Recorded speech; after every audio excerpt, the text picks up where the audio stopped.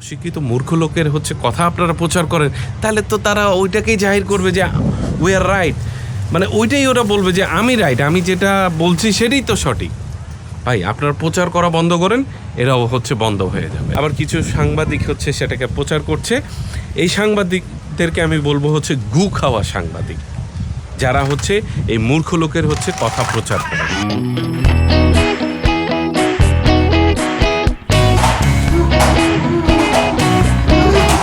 কোথায় যাও? ছাদে?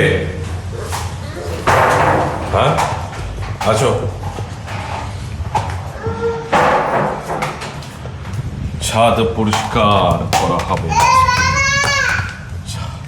আজকে ওয়েদারটা তো চমৎকার, বাতাসও সুন্দর, বাতাস বাইরে, হ্যাঁ রোদ দুইটাই। ওয়াও, আজকের মেঘটা তো সেই দেখতে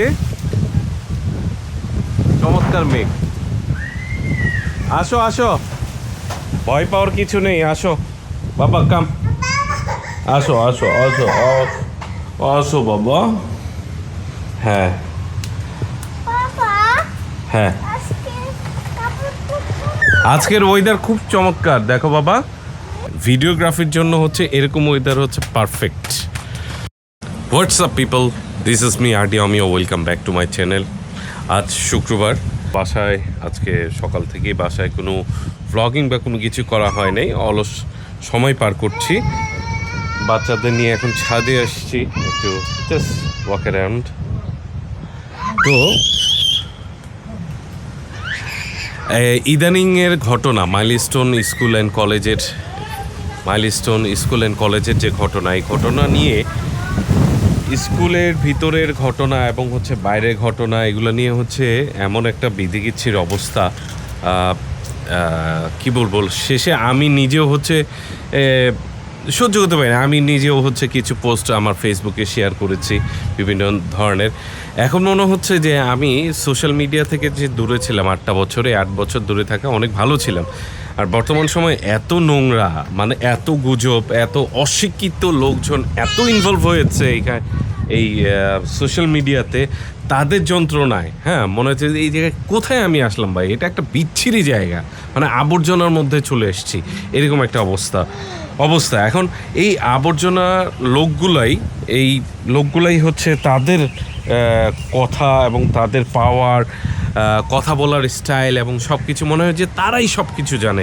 যেমন মাইলস্টোন স্কুলের ঘটনাতে হচ্ছে যে কজন ছাত্রছাত্রী, তারপর হচ্ছে গার্জিয়ান মারা গিয়েছেন, তো ওরা বলছে যে 200 থেকে 250 লোক মারা গেছে। আচ্ছা ভাই, 200 থেকে 250 লোক যদি মারা যায়, তাহলে তাদের তো গার্জিয়ান আছে, আত্মীয় স্বজন আছে, তারা কোথায়?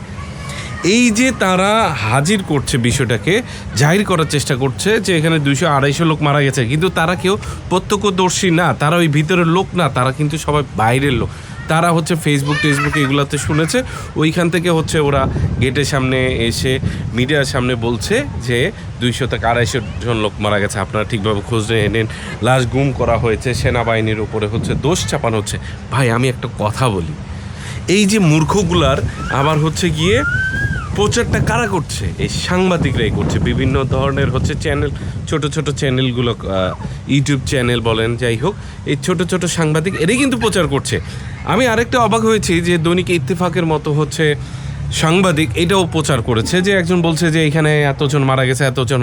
কেন ভাই, তাদের প্রচারটা কেন করতে হবে? তাদের থেকে একটু এড়িয়ে চলেন না, তাহলে তো হয়। আর যে ছোট সাংবাদিক, এগুলো কথা বাদ দিয়ে দিলাম, তো অশিক্ষিত মূর্খ। তো এখন কথা হচ্ছে যে বড় পত্রিকার, টেলিভিশনের সাংবাদিকরাই যদি হচ্ছে এই ধরনের অশিক্ষিত মূর্খ লোকের হচ্ছে কথা আপনারা প্রচার করেন, তাহলে তো তারা ওইটাকেই জাহির করবে যে উই আর রাইট, মানে ওইটাই ওরা বলবে যে আমি রাইট, আমি যেটা বলছি সেটাই তো সঠিক। ভাই আপনারা প্রচার করা বন্ধ করেন, এরাও হচ্ছে বন্ধ হয়ে যাবে। আমার কথা হচ্ছে এটা। দেখেন চমৎকার,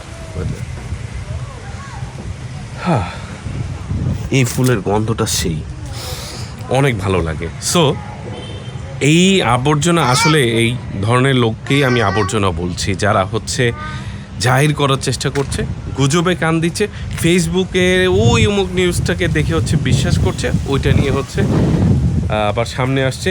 আবার কিছু সাংবাদিক হচ্ছে সেটাকে প্রচার করছে। এই সাংবাদিকদেরকে আমি বলবো হচ্ছে গু খাওয়া সাংবাদিক, যারা হচ্ছে এই মূর্খ লোকের হচ্ছে কথা প্রচার করে, এরাই হচ্ছে গু খাওয়া সাংবাদিক।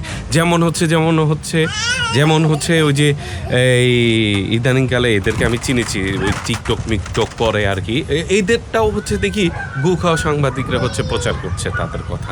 তো এখন এর জন্য বললাম যে বর্তমান সময় সোশ্যাল মিডিয়া এমন একটা জায়গা হয়েছে আবর্জনা এবং গু খাওয়া লোকজনের দিয়ে ভরা।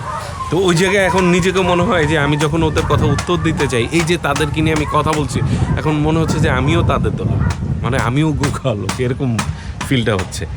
তো যাই হোক, এই 7টাই হচ্ছে সাদা আছে, 7টাই সাদা মুরগি আছে। এই 7টা সাদা মুরগি আজকে হচ্ছে কাটা হবে।